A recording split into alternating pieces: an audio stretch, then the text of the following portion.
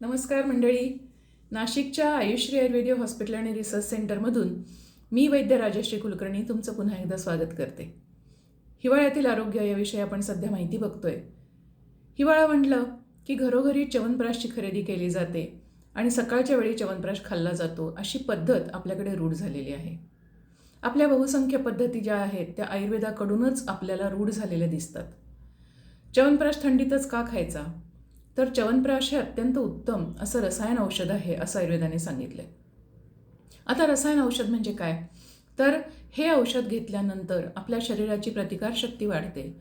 आपल्या शरीरातल्या ज्या सगळ्या सेल्स आहेत, पेशी आहेत, त्यांचं आयुष्य वाढतं आणि त्यामुळे हिवाळ्यासारख्या आरोग्यसंपन्न ऋतूमध्ये हा च्यवनप्राश सगळ्यांनी खावा असा आपल्याकडे संकेत आहे. लहान मुलं जी विशेषतः शाळेमध्ये जातात आणि वारंवार कुठल्या ना कुठल्या जंतुसंसर्गाने आजारी पडतात, ताप येतो, खोकला येतो, सारखं आजार पडण्याचं त्यांचं प्रमाण जास्त असतं, अशा मुलांना हा च्यवनप्राश दिला तर त्यांची प्रतिकारशक्ती चांगल्या पद्धतीने वाढते आणि आजारी पडण्याचं प्रमाण चांगल्या पद्धतीने कमी व्हायला होतं. त्यांची बौद्धिक क्षमता वाढते, त्यांची स्मरणशक्ती वाढते, असे अनेक फायदे या च्यवनप्राशमुळे आपल्याला मिळतात. तरुण मुलांना देखील प्रतिकारशक्ती चांगली राहण्यासाठी आणि शरीराचं स्वास्थ्य टिकवण्यासाठी च्यवनप्राशचा उपयोग होतो. वृद्ध व्यक्तींमध्ये शरीराच्या पेशींची होणारी जी जलद होणारी अशा पद्धतीची जी झीज आहे ती थांबवण्यासाठी च्यवनप्राश उत्तम प्रकारे काम करतो.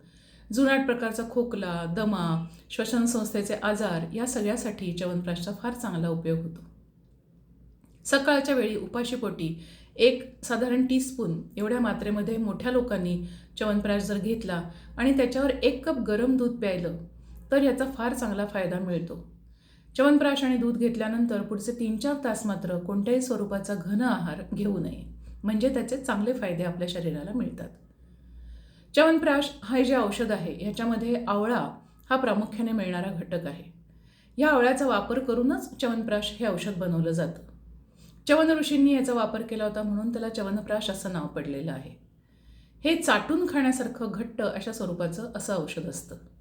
ह्याच्यामध्ये अनेक प्रकारच्या औषधी वनस्पतींचा आधी काढा तयार केला जातो. त्या काढ्यामध्ये आवळे शिजवल्यानंतर ते आवळे फेसून त्याचा एक पद्धतीचा गर काढून, त्याला आम्ही मावा असं म्हणतो, हा गर काढून हा मावा बनवला जातो. शुद्ध गाईच्या साजूक तुपावर हा मावा भाजला जातो आणि नंतर जो काढा केलेला असतो त्याच्यामध्ये साखर टाकून त्याचा पाक बनवला जातो आणि त्यात हा आवळ्याचा गर टाकून च्यवनप्राश तयार होतो. अनेक पद्धतीच्या औषधी वनस्पती असल्यामुळे त्या सगळ्याचे गुण या च्यवनप्राशमध्ये पुरेपूर उतरलेले असतात. च्यवनप्राश बनवून पूर्णतः थंड झाला की मग त्याच्यामध्ये मध आणि इतर अनेक औषधी वनस्पती मिसळून तो फायनल प्रोडक्ट म्हणून तयार होतो.